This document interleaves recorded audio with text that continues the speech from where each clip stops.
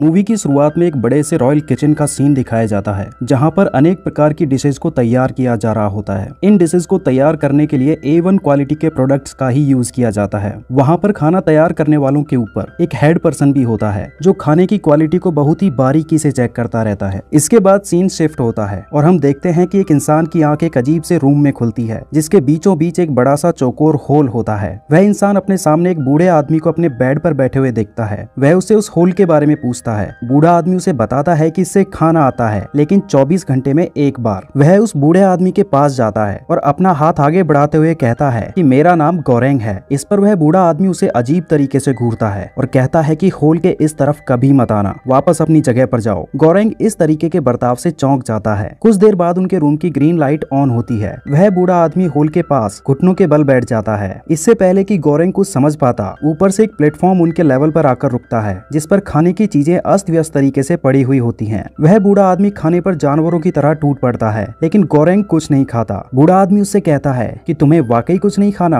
Platform केवल 2 minute के लिए ही रुकेगा, फिर नीचे के लेवल पर चला जाएगा। इस पर गोरेंग उसमें से एक साफ सुथरा सा एप्पल उठाकर अपनी पॉकेट में रख लेता है और कहता है कि बाद में खाऊंगा। इसके बाद प्लेटफॉर्म नीचे के लेवल पर चला जाता है। प्लेटफॉर्म के नीचे जाते ही रूम का टेम्परेचर बढ़ने लगता है। गोरेंग उस बूढ़े आदमी से इसके बारे में पूछता है। बूढ़ा आदमी उसे बताता है कि जब तक तुम उस एप्पल को नीचे नहीं फेंक देते, तब तक तापमान बढ़ता रहेगा और ऐसा तब तक होता रहेगा जब तक हमारे शरीर की खाल पिघलकर हमारी हड्डियों से अलग नहीं हो जाती। यह सुनकर गोरेंग घबरा जाता है और एप्पल को नीचे फेंक देता है। बूढ़ा आदमी उसे बताता है कि वह खाना तब तक ही हमारा होता है जब तक प्लेटफॉर्म हमारे लेवल पर होता है। शुक्र मनाओ कि हम लेवल 48 पर हैं, जो हम तक खाना पहुंच रहा है। नीचे के लेवल्स पर तो बस खाली बर्तन ही पहुंचते हैं। गोरेंग पूछता है कि नीचे कितने लेवल्स और हैं। बूढ़ा आदमी कहता है कि मैं 132 तक गया हूँ और उससे भी नीचे तक लेवल्स थे, तो मेरे हिसाब से 200 से ज्यादा लेवल्स होंगे। हमें हर एक लेवल पर 30 दिन बिताने होते हैं। 31वें दिन हमारी आंख किसी नए लेवल पर खुलती है। गोरेंग पूछता है, लेकिन तुम 132वें लेवल पर 30 दिन तक जिंदा कैसे रहे? इस पर बूढ़ा आदमी उसे बताता है कि शुरुआत में ये आसान नहीं था, लेकिन फिर एक दिन हमारे लेवल पर ऊपर से एक इंसान आकर गिरा। हमें अपने आप को जिंदा रखने के लिए उसका मांस खाना पड़ा। तभी उनके रूम की रेड लाइट ऑन हो जाती है। गोरेंग को इसका मतलब नहीं पता होता, इसलिए वह होल में नीचे की तरफ झांक कर देखता है। बूढ़ा आदमी उससे कहता है कि अगर मैं तुम्हारी जगह होता तो होल से दूर ही रहता।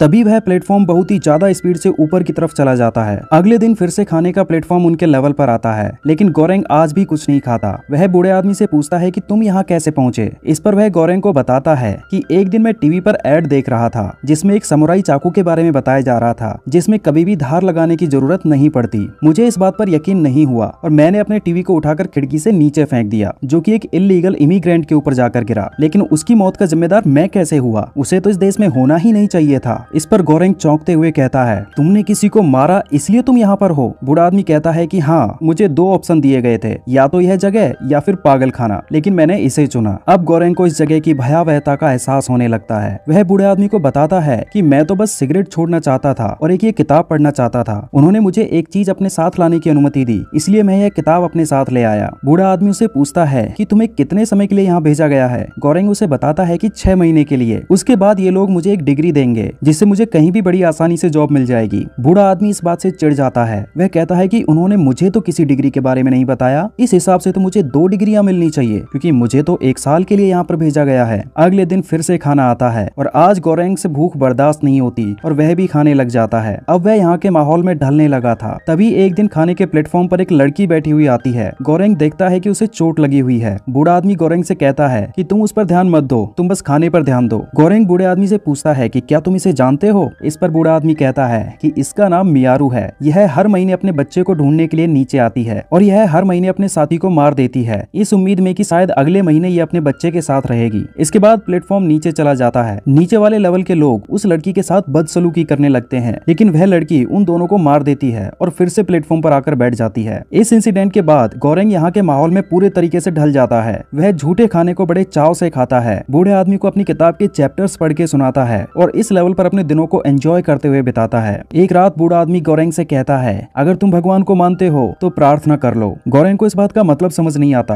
बूढ़ा आदमी उसे बताता है कि इस लेवल पर यह हमारी आखिरी रात है। अभी थोड़ी देर में यहाँ पर एक गैस छोड़ी जाएगी, जिससे हम बेहोश हो जाएंगे और अगले दिन हमारी आंख किसी दूसरे लेवल पर खुलेगी। इसलिए प्रार्थना करो कि हमें ज्यादा नीचे का लेवल ना मिले। अगले दिन गोरेंग अपने आप को अपने बिस्तर पर बंधा हुआ पाता है। उसे कुछ समझ नहीं आता। तभी वह बूढ़ा आदमी उसके पास आता है और उसे बताता है कि हम लेवल 171 पर हैं, जो कि बिल्कुल भी अच्छी बात नहीं है, क्योंकि यहाँ तक खाने का एक कतरा भी नहीं पहुँचेगा, इसलिए मेरे पास और कोई ऑप्शन नहीं था। गोरेंग कहता है हम पानी पीकर भी जिंदा रह सकते हैं। बूढ़ा आदमी कहता है तुम यह कर सकते हो, तुम जवान हो, लेकिन मैं नहीं कर सकता। तभी वहाँ पर खाने का प्लेटफॉर्म आता है जिस पर खाली बर्तनों के सिवाय कुछ नहीं होता। बूढ़ा आदमी कहता है देखा, यहाँ तक कुछ नहीं पहुँचता, अगर मैं तुम्हें नहीं बांधता तो तुम खुद कुछ दिन बाद मेरे साथ ऐसा ही करते। गोरेंग कहता है मैं ऐसा बिल्कुल नहीं करता। बूढ़ा आदमी कहता है तुम्हें डरने की जरूरत नहीं है, मैं तुम्हें नहीं मारने वाला, इससे तुम्हारा मांस सड़ जाएगा। मैं 7 दिन तक तो बिना खाए रह लूंगा, 8वें दिन में तुम्हारे शरीर से मांस का टुकड़ा काटूंगा और उस जगह की पट्टी कर दूंगा, और हाँ, तुम्हें तुम्हारा हिस्सा जरूर दूंगा। गोरेंग कहता है तुम कमीने हो, तुम मेरा मांस मुझे ही खिलाओगे। इस पर बूढ़ा आदमी कहता है कि यह तुम्हारे जिंदा रहने के लिए जरूरी है। इस तरीके से एक एक करके 7 दिन गुजर जाते हैं। इन 7 दिनों में वह बूढ़ा आदमी गोरेंग को कोई नुकसान नहीं पहुंचाता। 8वें दिन वह अपना समुराई चाकू लेकर गोरेंग के पास आता है और उसकी जांग से मांस का एक टुकड़ा काट लेता है। गोरेंग दर्द के मारे बुरे तरीके से चीखता है। तभी प्लेटफॉर्म नीचे आता है। उस पर वही लड़की होती है जो पिछले महीने भी आई थी। वह आते ही बूढ़े आदमी पर हमला कर देती है और गोरेंग को खोल देती है। गोरेंग उसी चाकू से उस बूढ़े आदमी को मार डालता है। इसके बाद वह लड़की गोरेंग के घाव की ड्रेसिंग कर देती है और उसे उस बूढ़े आदमी का मांस खिलाती है ताकि वह जिंदा रह सके।